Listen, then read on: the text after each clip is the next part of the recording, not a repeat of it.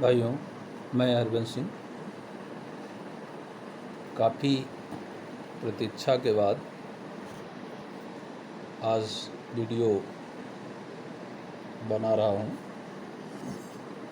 काफ़ी लोगों की रिक्वेस्ट आ रही थी कि सर आप वीडियो डालिए, आप अपनी वीडियो बनाइए EWS से रिगार्डिंग।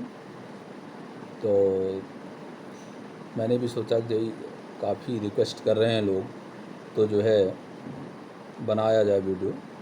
पता नहीं क्यों मेरा मन नहीं कर रहा था काफ़ी दिनों से वीडियो बनाने का, जबकि EWS को लेके इस समय सबसे ज़्यादा सक्रियता है, लेकिन फिर भी जो है मन नहीं कर रहा था। परंतु कई जो है मित्रों के द्वारा आग्रह किया गया कि आप वीडियो बनाइए, तो मैंने सोचा कि चलिए भाई वीडियो बनाया जाए। अब बात करते हैं EWS की।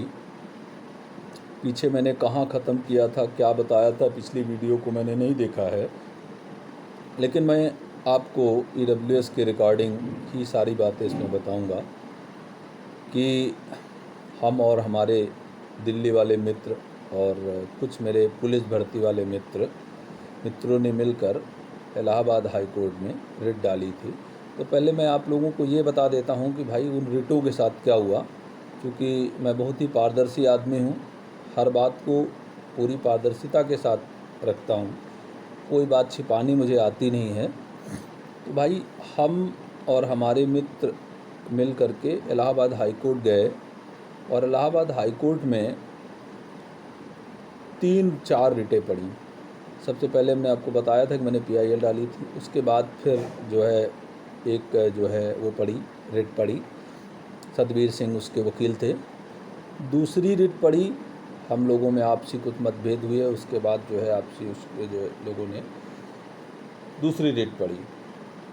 अच्छा, ये बात मैंने उन लोगों को पहले भी बताई थी, लेकिन कुछ लोग उन चीज़ों को नहीं समझते हैं, किसी की बात को नहीं मानते हैं। अब वो कि भाई हम 2 या 3 जो भी जितनी भी रेटें डालेंगे अल्टीमेटली वो सभी कंबाइंड हो जाएंगी, और यही इसके साथ हुआ था कि दोनों रेटें कंबाइंड हो गई। और हम लोग स्टार्टिंग में बहुत अच्छा चल रहा था, हमारा मामला बहुत अच्छा गया, कोई किसी तरह कोई दिक्कत नहीं थी, ठीक है। और चौहान साहब जिस समय सुन रहे थे, उसके पहले भी 2-3 वकीलों ने जज साहब सुने। चौहान साहब जिस समय सुन रहे थे तो हम लोग पूरा आश्वस्त हो गए थे कि हम लोग सफल हो जाएंगे, लेकिन बैड लक हमारा ये रहा कि बेंच चेंज हो गई। बेंच चेंज होने के बाद जो है दूसरे जज साहब आ गए। अब उनका नाम इस समय मेरे दिमाग से स्लिप हो रहा है, अगर याद आ जाता है वीडियो के अंदर तो मैं एक बार रिमाइंड करवा दूंगा। तो उनकी बेंच में उनका रिकॉर्ड इन चीज़ों को लेकर के काफ़ी ख़राब है इलाहाबाद हाई कोर्ट के अंतर्गत, और जितने लोगों को वकीलों को मैं जानता हूँ वो सभी ये जानते हैं कि उनका रिकॉर्ड ख़राब है। उसका कारण ये है कि जो है उनको उस चीज़ का ज्ञान नहीं है सर्विस मैटर का, जिसमें उनको रख दिया गया है। अब हुआ ये कि जब नंबर आया, पहली बार तो 2-3 बार नंबर ही नहीं आया, नहीं लग पाया। जब लगा तो फिर साहब ने सुनने से मना कर दिया, करे भाई ये क्या मैटर है, ये कैसे हो सकता है, हमको अधिकार नहीं, ऐसा वैसा, और उन्होंने उठा करके उसकी जुलाई डेट लगा दी। अब जब जुलाई डेट चली गई, मई में हम लोगों का पेपर था, तो हम लोग परेशान हो गए कि भाई अब तो हमारा साल गया। तो साल बचाने के लिए ये हुआ कि भाई डबल बेंच में जाया जाए। अच्छा, ये बात सतवीर जी ने भी बताई थी, और अवस्थी जी जो दूसरे वकील थे हमारे, अवस्थी जी अच्छे नामी ग्रामी वकील थे, अवस्थी जी भी, और दोनों लोग ठीक ठाक वकीलों में थे।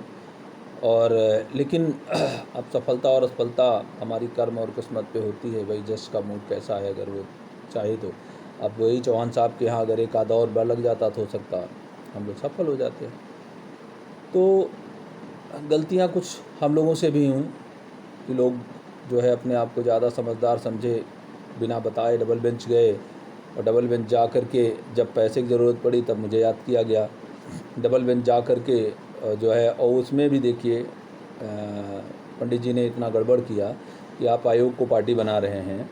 यहाँ से सुप्रीम कोर्ट तक के वकीलों से बाद में जब हमने डिस्कस किया तो उन्होंने कहा कि बताइए कितनी बड़ी बेवकूफ़ी की, और वो ओवरऑल डिस्पोज हो गया डबल बेंच में जाके, और कहानी ख़त्म हो गई हाई कोर्ट की। तो ये कहानी रही हमारी हाई कोर्ट सेशन की कि हाई कोर्ट में हम लोगों को रिट की। ओवरऑल हाई कोर्ट में हमारा केस डिस्पोज हो गया डबल बेंच से। अब डबल बेंच से डिस्पोज होने का मतलब है फिर हमारे पास एक ही ऑप्शन बचता है कि हमको सुप्रीम कोर्ट जाना है। तो भाई हमने सुप्रीम कोर्ट जब ये हो गया तो काफ़ी डिस्टर्ब था और मैंने सुप्रीम कोर्ट की तैयारी की और रिटें निकलवाई सारी, उनकी कॉपीज़ निकलवा करके रखा, वकील से बात किया, सारी बातें जो है हो गई, पूरी फाइनल हो गया। और वहाँ जो वकील हैं मेरे, उन्होंने आश्वासन भी हमें दिया कि हम 100% आप लोगों को अंतरिम रिलीफ दिलवा देंगे। अब समस्या ये थी कि यहाँ भाई हम 15-20 लोग मिल करके, जो भी 15-20 लोग मिल करके 2-2, 4-4, 5-5 हज़ार, 10-10 हज़ार लगा करके 50-60 हज़ार इकट्ठा कर लेते थे, काम कर लेते थे। अब वहाँ समस्या ये है कि वो है 2.5 लाख 3 लाख की कहानी। उनकी जो फीस है वो है 3.5 लाख रुपया। हमने बात की उनसे और बात करके ओवरऑल 2.5 लाख में हमारी बात हुई। अब समस्या इस बात की है कि कोई भी बंदा ना तो सामने आना चाहता है और ना ही सहयोग करना चाहता है। भाई छूट मिलेगी तो हमको भी मिलेगी, आपको भी मिलेगी और जितने प्रदेश के जितने बच्चे हैं सबको मिलेगी। सबसे ज़्यादा इस समय जो भरमार है वो है पुलिस भर्ती वालों की। मैंने बहुत ज़्यादा लोगों से जो है प्रयास किया कि जो है भाई आइए सब लोग हम लोग मिलते हैं और करके जो है आगे बढ़ते हैं सुप्रीम कोर्ट में। सारी बातचीत फाइनल करने के बाद लेकिन उतना समर्थन नहीं मिल पाया। उसे ये लगा कि नहीं भैया, और मेरे पास 2.5 लाख थे नहीं। अगर मेरे पास भाई 2.5-3 लाख रुपए होते तो कोई बात नहीं, मैं चला जाता, कहता भाई चलो आओ हम सब लोगों को नाम एंट्री करवाए दे रहे हैं। यही मैंने PIL में किया था, बिना पैसे ले करके सबके नाम डलवाए थे। और अगर ऐसा होता, मेरे पास पैसे होते तो पड़ जाती वहाँ पर। खैर ये अभी जो मैटर है ये हमारा पिछला रहा जो हम लोग गुजार चुके हैं। अब हम आपको बता रहे हैं कि इस समय जो स्थितियाँ चल रही हैं उनके बारे में। तो भाइयों, हम सभी लोगों को इस समय जो है थोड़ा सा आश्वासन है, थोड़ा सा क्या है, बहुत अच्छा आश्वासन है और खुश रहने की ज़रूरत है कि जहाँ तक मेरा अपना आश्वासन है या मेरा विश्वास है कि हम लोग EWS के मैटर में सफल हो जाएंगे। क्योंकि इस समय केंद्र में भी सरगर्मी है और राज्य स्तर पर तो मैं लगा ही हूँ। केंद्र के तहत जो है राजस्थान की 2 विंग लगी हुई हैं, 2 लोग हैं, एक फ्री फाउंडेशन वाले हैं और एक सुनील उदिया जी हैं, और ये लोग लगे हुए हैं केंद्र से कराने। अब वो लोग केंद्र के लिए इसलिए लगे हैं क्योंकि उनके यहाँ राज्य में सब कुछ हो गया है। उनके यहाँ राज्य सरकार ने उनको जो जो भी मिलना चाहिए सब कुछ दे दिया है। हमारे यहाँ सरकार ने हमें कुछ दिया नहीं है। दूसरी चीज़ ये है कि भाई अगर हम केंद्र के लिए प्रयास भी करें तो हमको उससे कोई फ़ायदा होने वाला भी नहीं है ना। इसको वो बच्चे जो केंद्र के लिए देख रहे हों वो अन्यथा मत लें, लेकिन भाई हम लोगों को केंद्र में कुछ नहीं मिलने वाला है। क्योंकि अगर हम लोगों को मिलता भी है तो हमको अभी UPSC देना नहीं है, क्योंकि UPSC में हमको मिलने के बाद भी हमारा अटेम्प्ट नहीं है।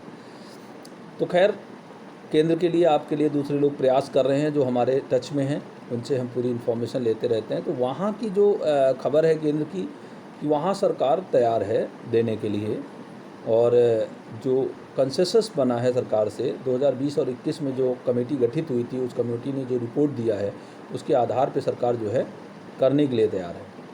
अब वहाँ एक पेज फंसा हुआ है, नहीं वो जल्दी हो जाए, जो हमको खबर है वहाँ पेज फंसा है कि राजस्थान वाले लोग प्रॉपर्टी लिमिट्स को हटवाना चाह रहे हैं। उचित भी है उनके लिए। भाई राजस्थान में कोई ऐसा बंदा नहीं है जिसके पास 50 बीघे 100 बीघे ज़मीन ना हो, लेकिन उस 100 बीघे ज़मीन में 2 कुंतल अनाज नहीं होता, क्योंकि सब बंजर भूमि है। लोगों के पास बहुत सारी ज़मीनें हैं लेकिन खाने के लिए लाले हैं, क्योंकि ज़मीनें ठीक नहीं हैं। अब उनका EWS नहीं बन पा रहा है, इसलिए वो लोग प्रयास कर रहे हैं कि भाई ये जो जब इसकी लिमिट हटाई जाए और इसमें केवल आर्थिक आधार पे 8 लाख वाली लिमिट रखी जाए, और वो भी माँ बाप की, नॉट परिवार की, माँ बाप की आय ली जाए। अब किसी का भाई करोड़पति है, किसी की बीवी करोड़पति है, वो उसको 2 पैसे नहीं देती है, या वो उसको 2 पैसे नहीं देता है, उसको कोई परिवार से कोई मतलब नहीं है। अब हमारा तो नहीं बन रहा है और हमको मिल भी कुछ नहीं रहा है। तो ये चीज़ें, इन सब चीज़ों में वो बात कहीं ना कहीं विसंगति है कि इवैल्यूएशन में समस्या आती है। अगर केवल 8 लाख के लिमिट रहेगी तो कोई दिक्कत ही नहीं। अच्छा, इकोनॉमिक आधार पे जो भी क्राइटेरिया है ओबीसी का वो 8 लाख ही है। तो इसी को लेके पेच केंद्र में फंसा हुआ है, और उसके लिए उन्होंने जो आश्वासन दिया है कि ये कि अगर होता है तो अभी मानसून सत्र में ही ये लोग करवा लेंगे, नहीं होता है तो आगे आने वाली कैबिनेट मीटिंग में इसको करवाएंगे वो लोग, जो अभी तक की खबर है। अच्छा, मुझे लग भी रहा है कि नहीं, सेंसिटिविटी है। दूसरी बात, अब बात करते हैं अपने यहाँ यूपी की। तो यूपी में हम भाई सबके हाथ पैर जोड़े हैं, ऐसा कोई नहीं बचा, कोई नेता नहीं बचा जिसके पास गए ना हो, जिससे मिले ना हो, मिले हैं और उनको ज्ञापन भी दिया है। इस समय यूपी में इस मैटर को सबसे ज़्यादा उठाने वाले राकेश भैया हैं, राकेश रघुवंशी जी, जो कि करड़ी सेना के प्रदेश अध्यक्ष हैं। मेरी उनसे करीब 1.5-2 साल से मैं उनके टच में हूँ, मैं बराबर उनसे जो है बात कर रहा था, ठीक है ना, लेकिन वो आगे नहीं आ रहे थे। हमने उनके हाथ पैर जोड़े और जो है उनसे रिक्वेस्ट किया कि भैया हम लोगों का आप सहयोग करिए, तो वो बंदा तैयार हुआ है और उसने वो इतना सहयोग कर रहे हैं, तो हम लोगों का भी फ़र्ज़ बनता है कि हम लोग उनका सहयोग करें। और हम लखनऊ गए और लखनऊ जा कर के उनसे मिले, मिल कर के हमने सारी बातें रखी, हम अपने सारे डॉक्यूमेंट्स वगैरह लेके गए थे, हमने उनको दिखाया भी और सारी बातें। उन्होंने हमको आश्वासन दिया है कि हरबंस जी, हम आपका ये काम 100% क्या 1,00,000% करवाएंगे। अच्छा, वो लगे भी हैं, पूरी शिद्दत के साथ लगे हैं, ये चीज़ हम देख रहे हैं, क्योंकि उनके वीडियो जिससे मिल रहे हैं वो सब हमारे पास आते हैं, हम उसको ट्विटर पे, व्हाट्सएप पे, फेसबुक पे, सब पे वायरल करवाते हैं, डालते हैं। तो जो भी बच्चे या जो लोग भी मेरा वीडियो देखते हैं, उनसे भी मेरा निवेदन है कि आप लोग जो है भी यही काम करें।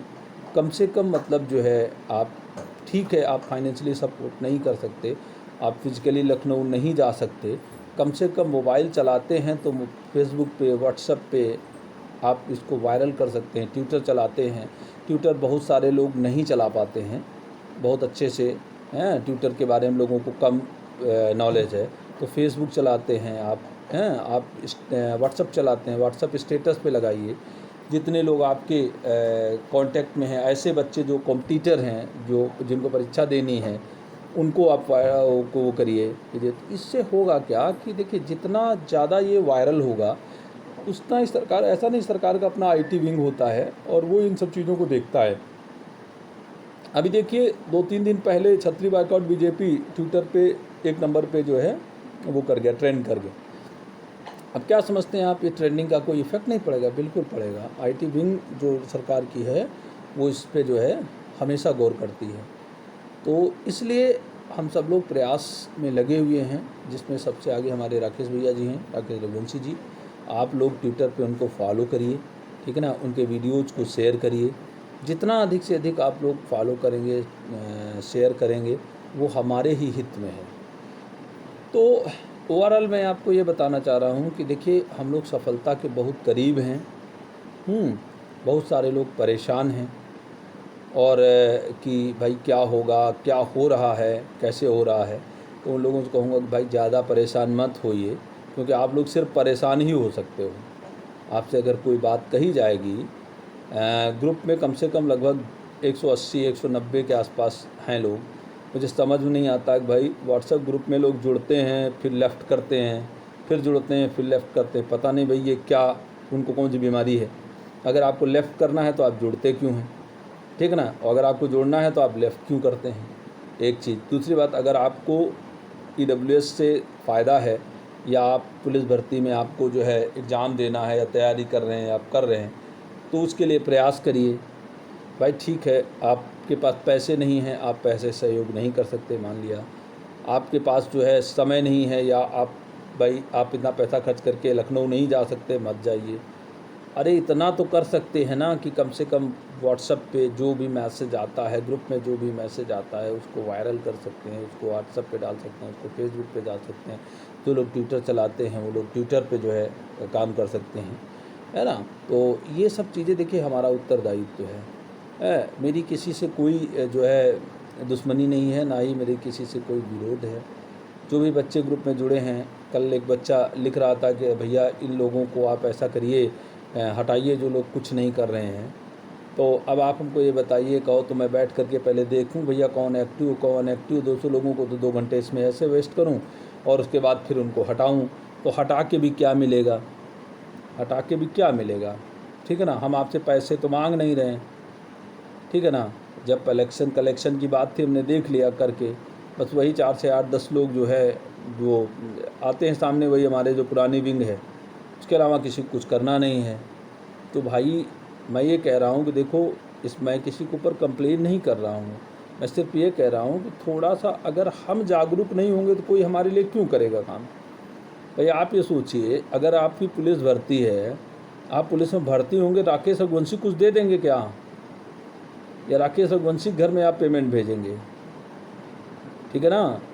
तो भाई आपके लिए कोई क्यों काम करे, आप भी समाज का हिस्सा है ना भाई। अगर आप सवर्ण हैं, आप सवर्ण समाज का हिस्सा नहीं हैं, तो आपकी कोई जिम्मेदारी नहीं है समाज के प्रति। हर व्यक्ति की जिम्मेदारी है ना अपने समाज के प्रति। अगर हम किसी समाज से बिलोंग करते हैं तो उस समाज के प्रति हमारी भी जिम्मेदारी है। और यही सबसे बड़ी जो इग्नोरेंस का कॉन्सेप्ट हम लोगों ने अपना रखा है, यही सबसे बड़ा कारण है कि हम लोग जो है सफल नहीं हो पाते हैं कहीं पर भी। राजनीति में कोई हमारा माई बाप है नहीं।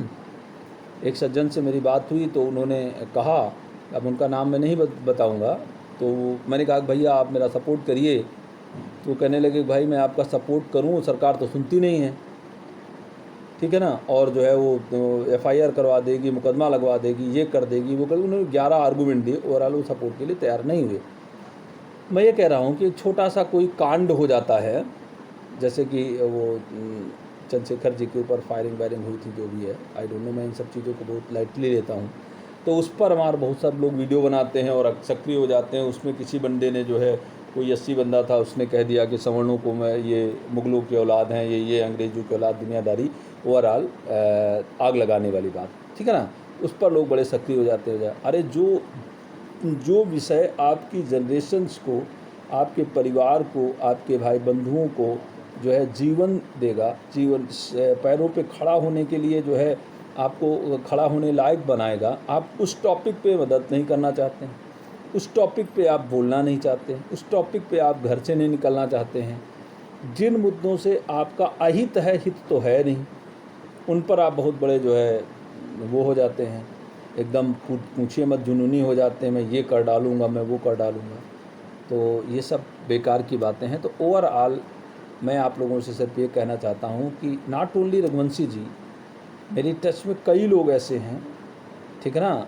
युवा अधिकार मंच के शशांक शेखर जी है, उन्होंने भी मुख्यमंत्री को लेटर लिखा है, मैंने उसको भी जो डाला था। अभी वो राज्यपाल से मिलने की जो है, राज्यपाल को लेटर जाएगा, उसके बाद एक जो है वो बनाई जाएगी कमेटी, जो उनसे मिलेगी जाके, 4 या 5 जितने लोगों को वो अलाउ करेंगे आने का। तो ये सब चीज़ें मैं प्रयास कर रहा हूँ, जितने जहाँ तक मेरा प्रयास है। आप लोगों से मेरा निवेदन है कि भाई आप लोगों का भी अगर कोई कहीं से कोई सपोर्ट है किसी तरह का, कोई क्षत्रिय भाई है तो वो क्षत्रियों से जुड़े हुए, विधायक सांसद से, ब्राह्मण भाई है वो ब्राह्मणों से जुड़े हुए संगठन है जो है और विधायक हैं, सांसद हैं, उनसे मिल करके अपनी बात को बताओ और उनसे लेटर लिखवाओ, उसको हम लोगों को भेजिए, हम लोग उसको वायरल करवाते हैं, हम लोग उसको जो है भेजते हैं।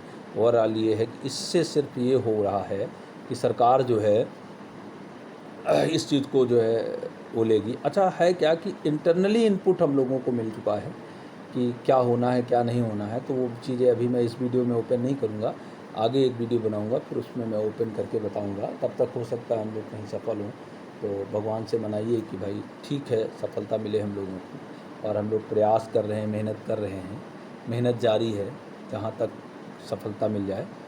और इन्हीं शब्दों के साथ मैं वाणी को विराम दे रहा हूँ, और जल्द ही मेरा नेक्स्ट वीडियो भी आएगा। अब मैं वीडियो बनाऊँगा और उनको अपलोड करूँगा, तो आप सब लोग उन चीज़ों को देखते रहिए। धन्यवाद।